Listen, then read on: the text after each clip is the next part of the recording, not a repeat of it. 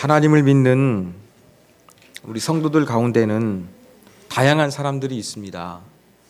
부자도 있고 가난한 사람도 있고 신분이 높은 사람도 있고 낮은 사람도 있고 여자도 있고 남자도 있고 우리 청기성 어르신처럼 연세가 많으신 분도 계시고 또 우리 이제 어제 돌예배를 드린 우리 건이와 같이 아주 갓난 아이도 있습니다. 이렇게 각양각색의 수많은 사람들이 교회 안에 있지만 우리는 모두 하나님 안에서 한 가족입니다. 아까 우리 찬양했잖아요. 우린 주 안에서 한 가족. 우리 모두 하나님의 가족이고 하나님 아버지를 모신 형제와 자매라고 할 수가 있는 것입니다. 여러분 집안에서 형제와 자매 가운데 서열이 있습니까? 노고나짐이 있습니까? 여러분의 장남과 여러분의 차남, 여러분의 장녀와 여러분의 차녀, 여러분 계급이 있고 차별이 있습니까? 그렇지 않을 것입니다.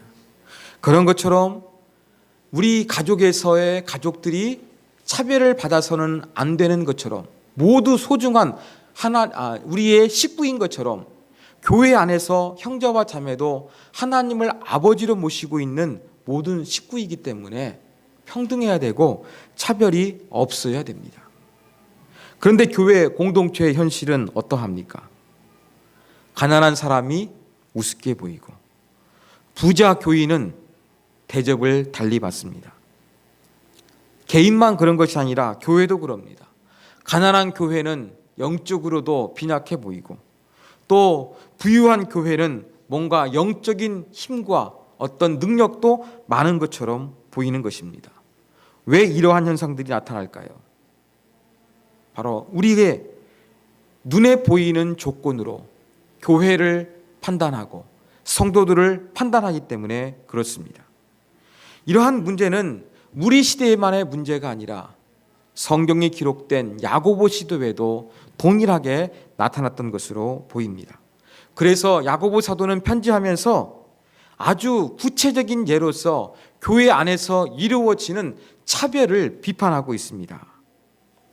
자, 회당. 아마 예수 믿는 사람들이 모이는 공간으로 변했나 봅니다. 이 그리스도인들이 모여있는 장소에 2명의 사람이 들어왔습니다. 한 사람을 보아하니까 손에는 금 가락지가 끼어 있고 또 아름다운 옷을 입고 있습니다. 또 다른 한 사람은 남루한 옷을 입고 있는 사람이 들어왔습니다. 그러면 이 두 사람을 어떻게 우리가 맞이해야 되겠습니까? 자, 여러분 교회 안에 있는 두 사람이 있는데 한 사람은 금가락지를 끼고 또 아름다운 옷을 입고 들어왔다 그랬어요. 여러분 머릿속에서는 어떤 게 연상이 되십니까? 돈 많은 귀 부인이 연상될 수 있습니다. 그런데 우리 성경을 보면은 여기서 말하고 있는 사람은요, 남자입니다. 성경에 기록된 이 그리스어, 히브리어도 마찬가지입니다만 영어처럼 여성과 남성이 있는 것처럼 그리스어도 남성과 여성이 있었습니다. 바로 남성 명사입니다. 그리고 여기에서 그 아름다운 옷이라고 그랬는데 조금 원문을 더 정확하게 번역하게 되면 찬란한 옷이에요. 남자들은 아름다운 옷보다 조금 더 위험 있고 찬란한 옷을 입지 않습니까? 예, 이러한 찬란한 옷을 입고 있는 것을 이야기를 합니다. 그 다음에 남자가 무슨 반지를 꼈느냐? 여러분 로마 황제 같은 데 보십시오. 반지를 끼고 있습니다. 그래서 로마 제국에서 이 반지를 끼는 것은 공황정 시대에서는요, 기사 계급에 해당하는 사람만 한정되어 있었어요. 시간이 지나면서 제정시대 이후에서는요, 조금 일반 사람도 조금 재력이 있으면 이제는 손에다가 반지를 낄 수가 있었습니다. 그 재밌는 것은요, 금 가락지를 꼈다 그러는데 반지도 하나가 아니라 원문에 보면은 여러 개예요. 손가락 여러 개에다가 반지를 주렁주렁 꼈던 것입니다. 이 당시 분위기가 그랬습니다. 그래서 이 당시에 이렇게 조금 좋은 옷을 입고 반지를 좀 많이 껴가지고 내가 조금 이렇게 부유한 사람이야, 내가 좀 클래스가 있는 사람이야, 이러한 것들을 보여주기 위해서 원하는 욕구를 만족시키는 그러한 상점이 있었습니다. 뭐냐? 전당포와 같이 금 가락지를 빌려주는 그러한 상점이 존재했던 것입니다. 자, 이러한 시대적인 배경을 감안한다고 한다 그러면 금 가락지를 끼고 이 아름다운 옷을 입고 온 사람은요, 아주 상류층의 사람이라는 이야기입니다. 권력을 가지고 있는 사람이라는 것입니다. 이러한 정말로 뭔가 있어 보이는 사람이 교회 안에 들어오니까 어떤 모습을 보였느냐? 아유, 환영합니다. 어서 오십시오. 이쪽으로 앉으십시오. 이쪽으로 안내할 때는 예배당에서 가장 좋은 자리를 그렇게 공손하게 안내했던 것입니다. 자, 야고보가 또 예를 들고 있는 또 다른 사람, 남루한 옷을 입고 온 사람입니다. 이것은 여러분의 머릿속에서 연상되는 그대로의 모습입니다. 남루한 옷, 헤어진 옷입니다. 비싼 옷이 아닙니다. 지금으로 말하면 명품이 아니었습니다. 그저 헤어지고 또 비싸지도 않은 그러한 옷을 입고 있는 사람이 교회당에 들어왔을 때 어떻게 반응합니까? 아유, 뭐 서 있든지 앉든지 당신 마음대로 하든지 내 뒤에 앉아서 안 보여도 예배를 드리든지 마음대로 하십시오. 이렇게 대우하면서 차별 대우하는 것을 예로서 지금 들고 있는 것입니다. 근데 이 당시에 교회당 안에는요, 가난한 사람들이 훨씬 많았어요. 여러분, 1세기 시대에 이 유대 땅에서는, 이 팔레스틴 지역에서는 로마의 식민지였기 때문에 로마가 식민지로 거두어가는 것이 상당히 많았습니다. 그래서 여러분, 세무 공무원이죠. 이러한 사람들이 로마에 세금도 바치고 자기의 이윤도 인마이 포켓하기 때문에 아주 나쁜 사람으로서 백성들의 원망이 자자했던 것입니다. 이렇게 세금을 마야 되니까 너무 먹고 살기가 힘든 거예요. 그러기 위해서 가지고 있는 전답도 팔았고 집도 팔게 되었고 더 어려워지게 되면은 이제는 노예가 되는 사람도 많이 있었습니다. 이게 바로 유대 땅, 팔레스틴 지역에 많은 사람들이 살고 있는 그러한 보통 사람들의 모습이었습니다. 또 이러한 사람들이 교회 안으로 많이 들어오게 된 것이었던 것이죠. 자, 이렇게 교회 안에서 좀 재물을 많이 가진 사람과 가지지 못한 사람이 들어왔을 때 차별이 이루어지는 거, 여러분 당연합니까? 하나님은 이것을 용납하시는 것일까요? 아닙니다. 우리 하나님 어떠한 분이십니까? 신명기 10장 17절입니다. 우리 다 같이 화면을 보시고 말씀을 읽습니다. 너희의 하나님 여호와는 신 가운데 신이시며 주 가운데 주시여 크고 능하시며 두려우신 하나님이시라. 사람을 외모로 보지 아니하시며 뇌물을 받지 아니하시고. 아멘. 하나님 어떤 분이냐? 사람을 외모로 보지 않는다 그랬습니다. 여러분, 사람을 외모로 본다는 것은 히브리인들의 표현인데요, 관용적인 표현이었습니다. 겉으로 드러나게 되는 집이나 상태에 따라서 그 사람을 판단하는, 이것이 바로 외모로 사람을 판단하는 겁니다. 근데 하나님은 이렇게 외모, 그 사람이 어떠한 직장을 가졌느냐, 그 사람이 얼마나 많은 지위를 가지고 있느냐, 여기에 따라서 하나님께서 차별하지 않는다고 말씀하고 있습니다. 하나님은 공평하신 하나님이세요. 하나님은 거룩하신 하나님이세요. 그 공평하고 거룩하신 하나님을 닮기 위해서 우리는 교회 안에서 사람을 차별해서는 안 되는 것입니다. 그런데 제가 설교를 준비하면서 말씀을 묵상해 보니까 어쩌면 이 성경 시대의 사람들은요, 사람을 차별하는 것이 조금 자연스러울지도 모르겠다 하는 그런 생각이 들었어요. 여러분, 지금도 우리나라 인권을 이야기하는데 여러분 어린 시절에 인권 이야기가 있었습니까?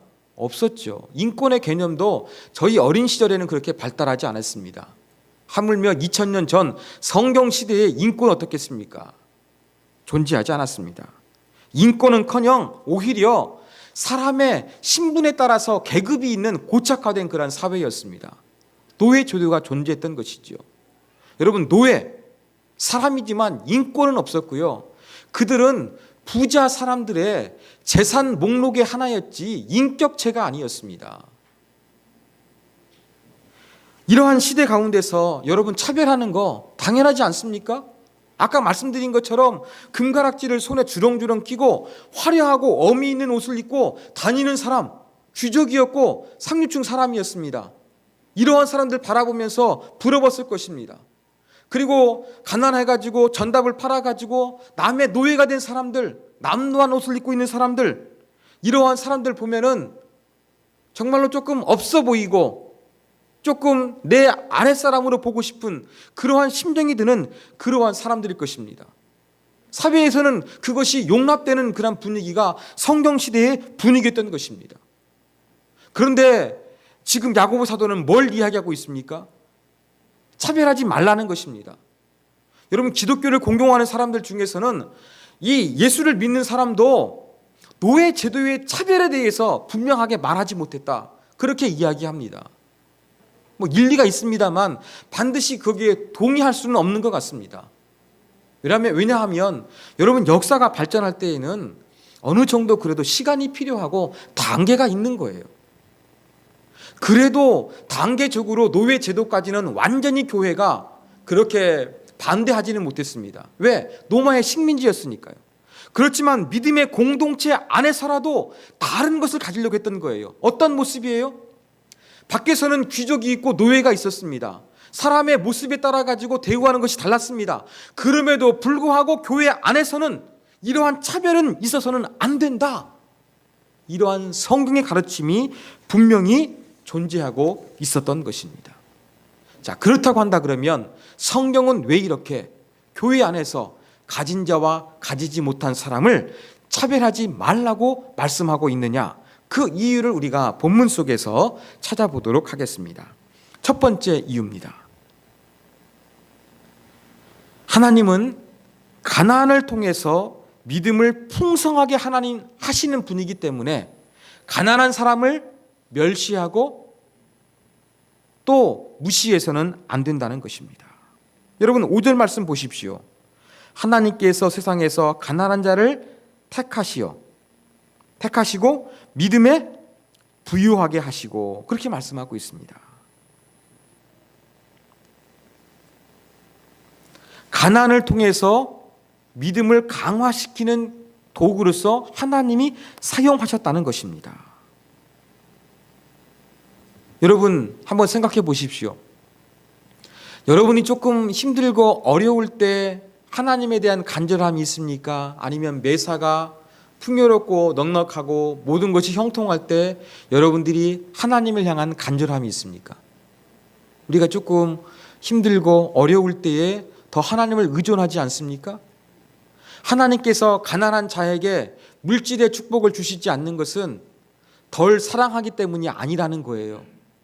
하나님이 물질을 주지 않는 것은 하나님이 차별 대우해서 덜 사랑해서 주시는 것이 아니라 이렇게 공고하고 힘든 환경이지만 이것을 통해서 그 사람의 믿음을 오히려 더욱더 풍성하고 강화시키기 위해서, 하나님께서 잘 인정하는 믿음의 사람이 되기 위해서 그렇게 가난을 허락하시기 때문에 가난한 사람을 무조건 우리가 무시해서는 안 된다는 것입니다.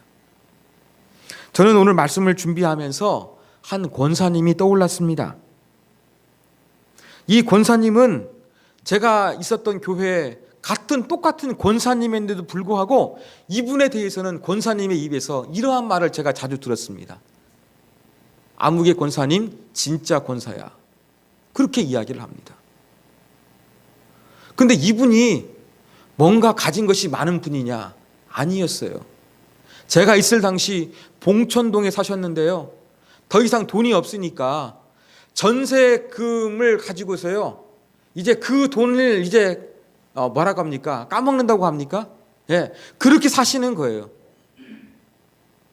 가난하셨습니다. 근데 원래 가난했던 분이 아니에요. 아주 서울의 부잣집 교육도 많이 받으신 분이고 부잣집에 시집 오신 권사님이셨습니다. 남편이 하는 사업마다 전부 다 안 돼가지고 완전히 좀 인생의 밑바닥까지 내려오게 된 거예요. 그 힘들고 어려운 그 시절을 통해서 권사님의 신앙이 달라진 거예요. 그래서 권사님이 저한테 그러더라고요.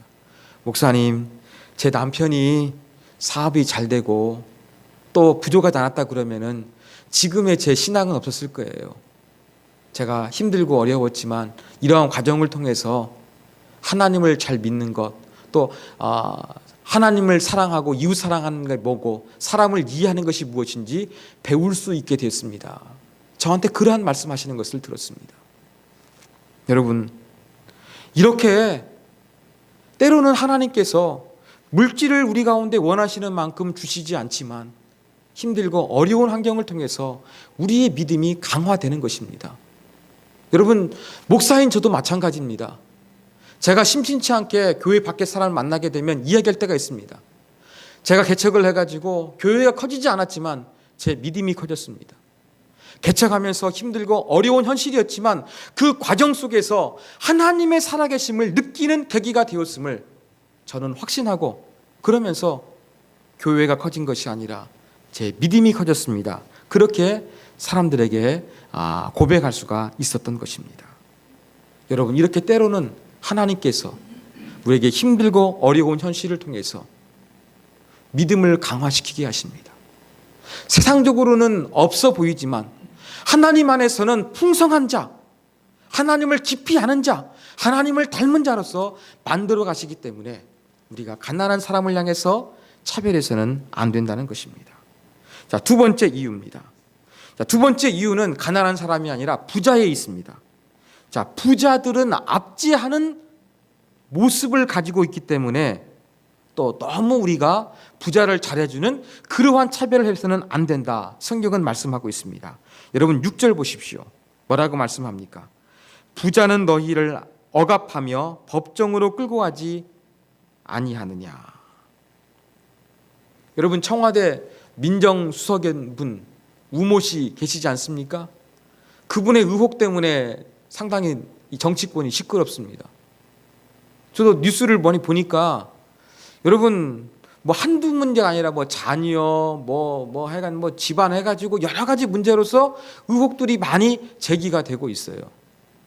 사실 여부를 떠나서 이렇게 자녀나 재산이나 뭐 처가나 뭐 여러 가지 의혹이 제기되고 있는 거 볼 때 여러분, 이러한 그 상류층의 사람의 그 감추어진 모습이 드러날 때마다 우리는 느끼는 게 뭡니까? 있는 사람이 더한다. 여러분, 이거 아닙니까? 저 대학 다닐 때 이러한 말이 있었습니다. 법대 나온 총장님이 오히려 더 많은 것들을 착복한다는 이야기를 들었어요. 원래 법 위에 사람 없고 법 아래 사람이 없습니다. 평등해야 되는데 법을 아는 사람은요, 법을 알아가지고 그것을 이용해가지고 잘 피해가는 거예요.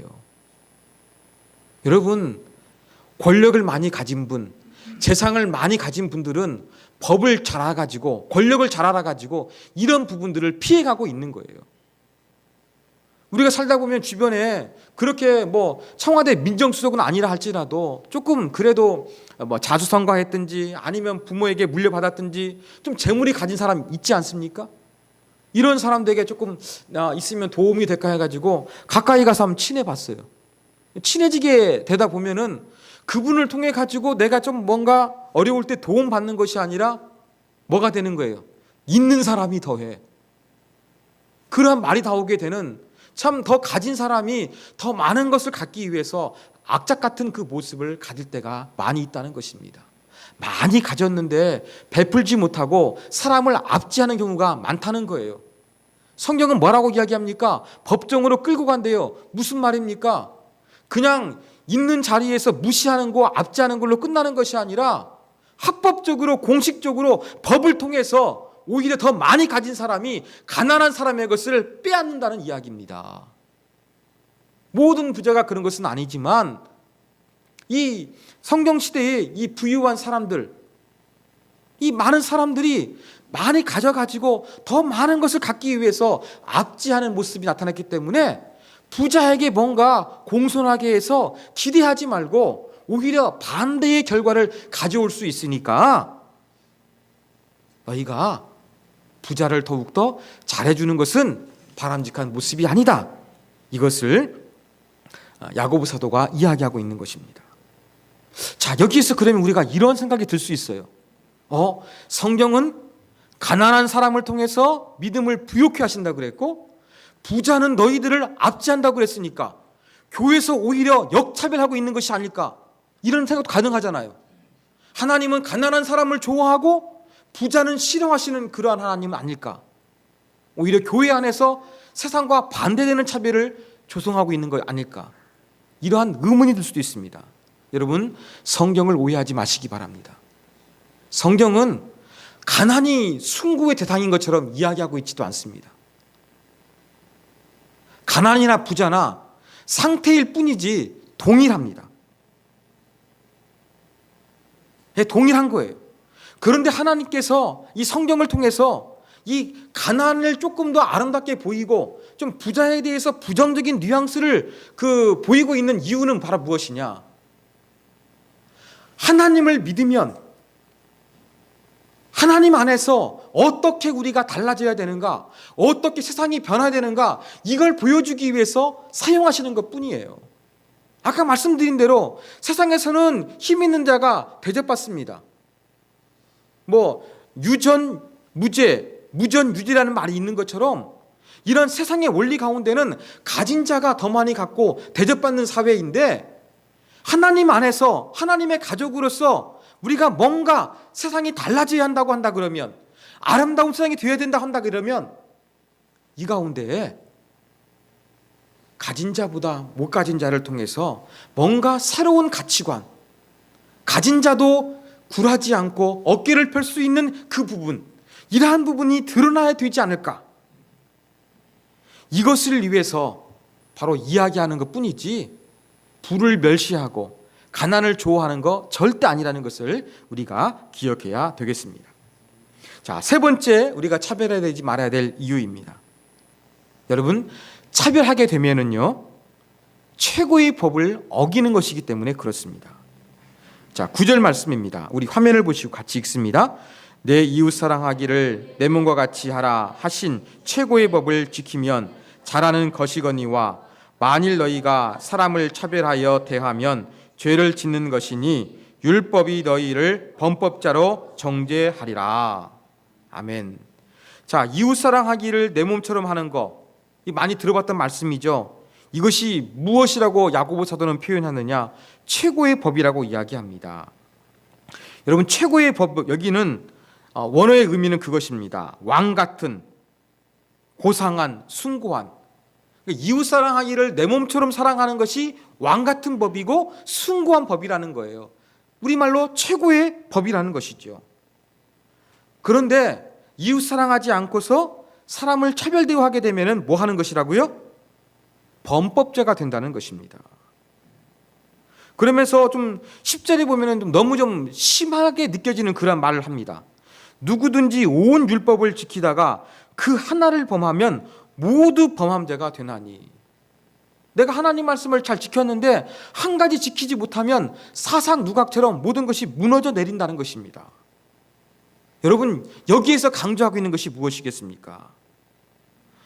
모든 율법을 잘 지키다가 하나 지키면 모든 것이 헛수고가 된다는 것이 아니라, 교회 안에서 이 있는 자를 대우하고 가지지 못한 자를 천시하는 것은 율법 전체를 지키지 못하는 것이 될 정도로 최고의 것을 어기기 때문에 큰 죄를 범하는 것이다. 이것을 지금 강조하고 있는 것입니다.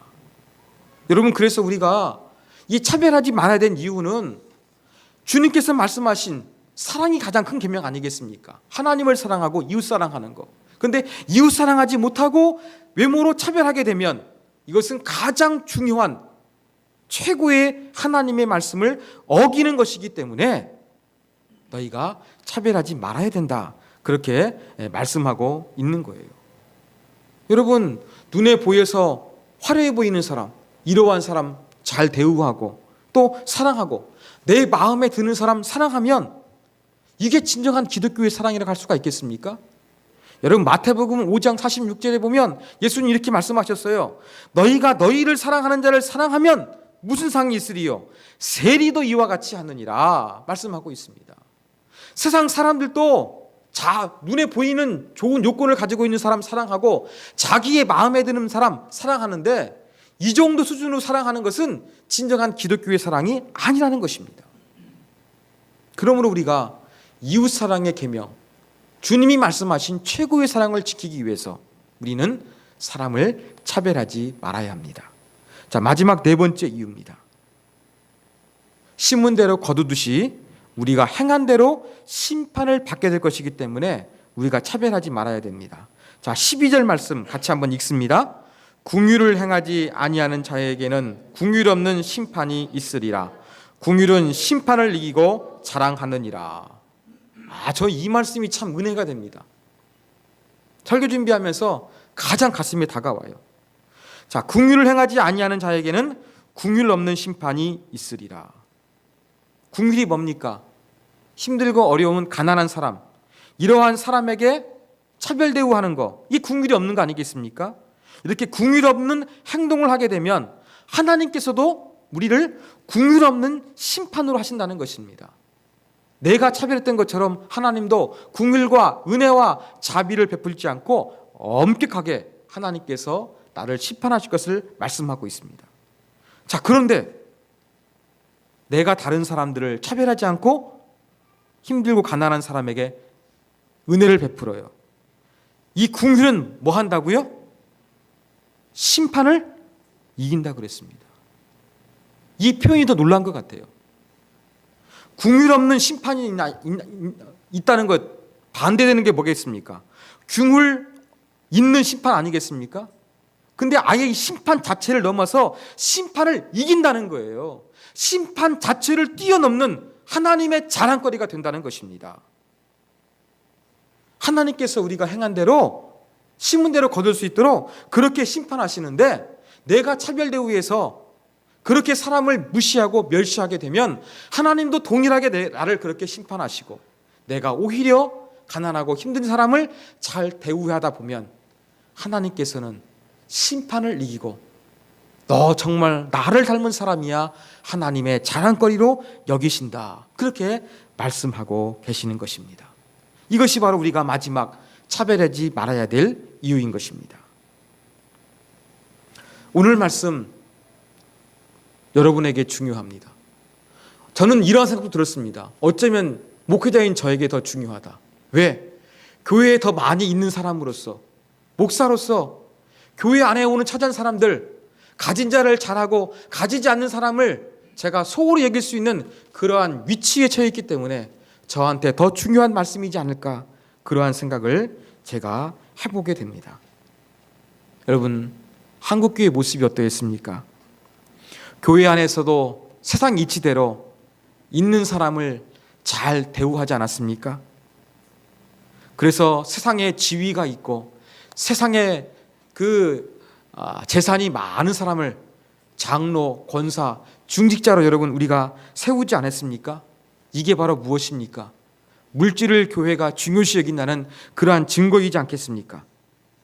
이제 우리가 달라져야 되겠습니다. 오늘 야고보서의 말씀을 기억하면서 교회도 세상 이치로 돌아가는 것이 아니라 우리는 믿음의 원리로 돌아가는 공동체를 우리가 만들어야 될 것입니다. 세상에서 권력과 돈이 있는 사람이 대접받는 교회가 아니라 가진 자나 가지지 않는 자나 동등한 하나님의 가족임을 느껴지는 그러한 공동체를 우리가 만들어야 되겠습니다. 그럴 때에 하나님의 뜻이 이루어지고 그럴 때에 하나님이 원하시는 아름다운 뜻이 이루어지게 될 것입니다. 어떤 목사님의 이야기입니다. 여러분, 미국에 척 스윈돌이라는 아주 유명한 강해 설교가가 있습니다. 이분이 해병대에서 근무하셨어요. 그래서 미 해병대 파견을 받아가지고 일본 오키나와에서 근무하게 되었습니다. 그때 근무할 때 군목 목사님이 아주 신실했다고 합니다. 그리고 이 해병 대대장이 있는데 이분도 예수를 믿는 분이었다고 합니다. 해병대에서 제일 높은 장군인데 이분이 이제 주일마다 예배를 드리러 옵니다. 근데 그 장군은 가장 앞자리에 와서 예배 드리는 것을 되게 좋아했습니다. 근데 한 가지 아쉬운 게 뭐냐면 예배 시간이 조금 지나면 항상 오는 거예요. 한 5분 정도 지각을 합니다. 그러면 그 부대에서 제일 높은 사람이 예배당에 들어오는 거 5분 늦으면 다 보게 되어 있습니다. 장군이 혼자만 들어오겠습니까? 아니죠.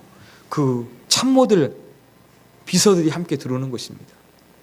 교회 안에서 그분도 신앙생활 한다고 하면서 예배를 드리는데 5분 정도 듣고 앞자리 앉는 것은 좋은데 늦게 와가지고 모든 사람들이 자기를 볼 수 있도록 그렇게 예배당에 늦게 왔습니다. 자, 그런데 어느덧 부활주일이 됐습니다. 여러분, 부활주일에는 더 많은 사람들이 모입니다. 제가 미국에 갔을 때 교회 탐방을 했는데 LA 한 500~600명 모이는 교회를 갔습니다. 근데 얘기하는데 뭐라고 하는지 아십니까? 추수감사절, 부활절, 성탄절이 되면은요 3,000명 이상이 온대요. 이 정도로 기독교 바탕이 세워졌기 때문에 특별한 기독교의 절기가 되면 더 많은 사람들이 예배를 드리러 옵니다. 그래서 이 오키나와 부대에도 더 많은 사람들이 부활절날 예배 드리러 왔던 거예요. 그러다 보니까 예배당 안에 앉을 자리가 없어가지고 교회 밖에 사람이 서성일 정도예요. 군목은 어떻게 하겠습니까? 최대한 사람이 예배당에 들어와서 예배를 드릴 수 있도록 그렇게 정리를 하지 않겠습니까? 이런 일을 하고 있었습니다. 그래가지고 이제 군목이 저기 있는 사람들 좀 데리고 오십시오. 그렇게 얘기를 했습니다. 그래가지고 그 대대장, 장군이 앉는 그 자리에 앉게 했습니다. 평소 이 장군이 앉았던 자리에 누가 앉았느냐?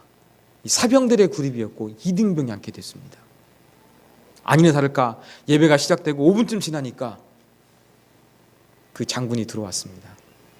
자기가 앉을 자리가 없다는 걸 알았습니다. 그 다음에 어떤 일이 벌어졌을까요? 군목이 3개월 뒤에 오키나와 부대를 떠나야만 됐습니다. 압력을 든 것이죠.